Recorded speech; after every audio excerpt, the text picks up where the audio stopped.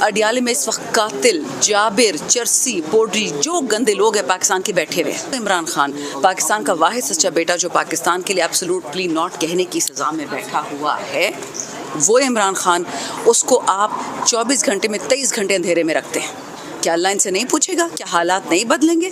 क्या इनको लगता है कि सारी उम्र ये बादशाहत इनकी रहेगी? अगर आपको अभी भी शक है कि जरदारी में या मरियम या बिलावल में कोई झूठी भी रग है पाकिस्तानी होने की, तो प्लीज़ अपने दिमाग से वो आप निकाल दें। वो एक फतूर है।